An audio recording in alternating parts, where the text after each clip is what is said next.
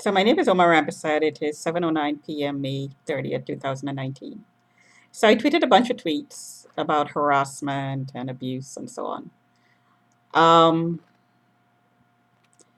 targets are targeted in a lot of ways, and one of the ways is to isolate the person from family and relationships that give support, love, nurturing, and the program is engineered in such a way that it it turns it inside out. It turns a normal, supportive relationship with a family member inside out. So both parties are tortured, and um, and the relationship becomes distorted. And this is done by infiltration, telling lies to the person who might be older, like a brother, and turning the person away from the other person in the relationship, like a sister, like myself. And this is done by information, by gathering information, by whatever means, covert, non-covert, overt. It really doesn't matter. And today's technology, I mean, you can listen to people miles away with a hearing aid, for God's sake. So information gathering is very, very easy. And the person or the persons in the relationship are manipulated to, and so the bond is broken by lies, infiltration, and so on. So the support system is taken away from the target. And by the way, both parties are targeted. There's never, ever an instant where one person in the family is a target. The entire family is targeted. And in order to take away support from each member of um, the family is infiltrated and broken up. Members turn against each other. So if you have, and one way to do that would be to tell the family that this one person chosen out of the family to undermine the person, to tell lies about the person, because the family would have been studied. So if it's a conservative family, a lie would be told to an older brother and older sister saying that the person is a prostitute. So immediately there's going to be isolation, there's going to be bad feelings, and so on.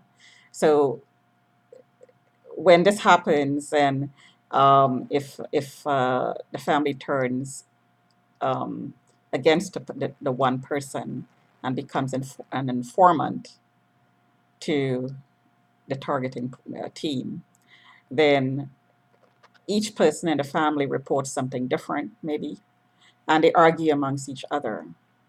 So the relationship between the members of the family themselves within the family unit becomes distorted and broken. So each member of the family is separated. It's just the way the program is designed, because a targeting the the program is designed to target in such a way to break up relationships, to isolate, to separate. And it's a well designed program. So, given that, then when the person who's used to be supported and loved is treated in such a way that it's so completely the opposite of what the person is used to, then the program being run by whoever is meant to make the person split, because then you have to horrifically betray and torture and hurt emotionally. This is emotional hurt. Um, the person is supposed to be split. And when the person is split, then you can control a person. You can, it's supposed to be creating a void in the personality, and then you fill the void with whatever it is you want to train the person to become. It's the Manchurian Candidate program, basically, based on the MK Ultra program. So I went through this program with my family, my brother. My brother was a father figure, and he himself was a target. And he was manipulated and mind controlled to hurt and to betray. And and I'm not split. And there was a lot of emotional turmoil and a lot of emotional pain. But I'm not split. So why is that? So the question needs to be asked for each target, because each target reacts differently, and the result for each target is different. So maybe one of the experiments is to be able to standardize the results. Who knows? Because this program is also about a lot of experimentation. But in my case, let me talk about what I know of in my personal experience. Um, I grew up in a home where I personally, and there were three kids in the home. I wouldn't say, well, kids. My brother was 18 years older than me, so I never knew him as a kid. My sister and I grew up together, so we're much closer in age. But there were three children, and each one of us had a different story when it came to having relationships with our parents. Parents react differently to each child. So I had a different relationship, and my other two siblings had different relationships because they were born in different times in my parents' life. I was the last child. So being last, I came in at the time when my father was a little bit, more established than when my brother was born, and the country had changed as well. The schools were more accessible, and more a little bit more developed. It switched from being English under English rule to being um, a republic. So the country had changed, and opportunities presented itself when I came along. So um, my experience with my parents was different. So I had a very good upbringing from 0 to 5. Um, I was just spoiled to death, and I slept in my father's arms until I was 5 years old, and I grew up in this beautiful hill with acres of land around. And I think I went through this before. Like there were a lot of birds and a lot of animals, and I was just allowed to explore.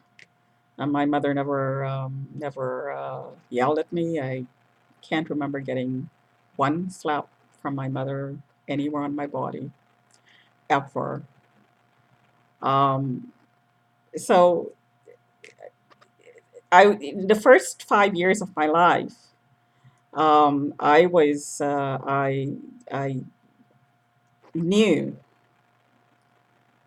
that I was taken care of, that I was loved, that nobody, but nobody, could harm me, because I knew for a fact in every cell of my body that if anybody would try to hurt me, physically or otherwise, and my father would get to know, that he would pretty much put his life on the line to make it stop. I fell asleep every night knowing that, in his arms. So, keeping that in mind, does it buffer you And in one of Deepak Chopra's talks, he said, from 0 to 5, a child's life and his psychological profile or her psychological profile is set for life. So why am I not split? Because I was set for life. Because I look back now, and there are some very excruciatingly painful experiences that I went through on my own without support. But I never felt like I didn't have support because I always felt connected to some source of support that went back to my childhood. That connection was to nature, to my parents, to my mother's love, father's protection, um, and just nature, just falling asleep under a mango tree and an orange tree and all these fruit trees around, in the hammock sometimes with a big silvery moon hanging over the trees, and my parents talking beside me on a bench while I was in the hammock sleeping of what they would do uh, the next day in the fields, the sugarcane fields that he owned. These are buffers, these are triggers. And all it takes for me to go back there to that space in my head in which I knew absolutely that there was love. And it didn't only come from my parents, it came from nature, it came from the birds, it came from the tree. When the rain would fall in Trinidad in the afternoon, you'd have these showers coming in. I wouldn't run into the house, I'd run under the tree.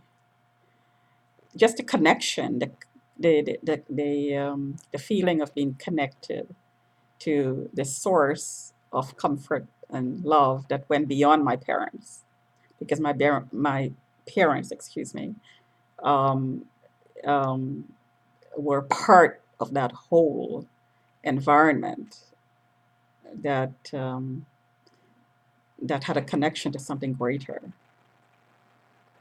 The skies would be filled with stars as I looked up from the hammock, and I had this feeling that it was just this. It was just I was just a part of connected to something so much bigger than myself, and the support came from that feeling of being connected. My parents were just conduits to that support, to that source of support. So Deepak Chopra put a name to it, a field of consciousness. So my consciousness was connected to the greater field of consciousness. So I never split. And no matter how much pain is inflicted, there will be no splitting. So this is why according to my research, when kids turn out to be rapists, murderers, torturers, they are in a lot of instances people who are abused as children, babies, and that would make sense. It's unfortunate, but that's the way it works. And this is what the MK Ultra program is all about. They start with the child, and sometimes I read it starts in the womb, because if the mother is a target, then the child is a target in the womb. So they start hitting the mother with these signals and all maybe other technologies in the womb. This is how horrific and satanic and diabolically evil this program is. So for people who unfortunately did not have the experience that I did, um, starting to meditate would be a way to deal with this abusive program. and of course therapy. So that's my those are my thoughts. Um, Having gone through the program and having gone through the process, I truly do have an appreciation of the pain inflicted, intentional. This is intentional infliction of pain to make you split. And hopefully, anybody who's listening to this will get some insights as to where they can start to help themselves to deal with the pain, the emotional pain. Talk to you another time.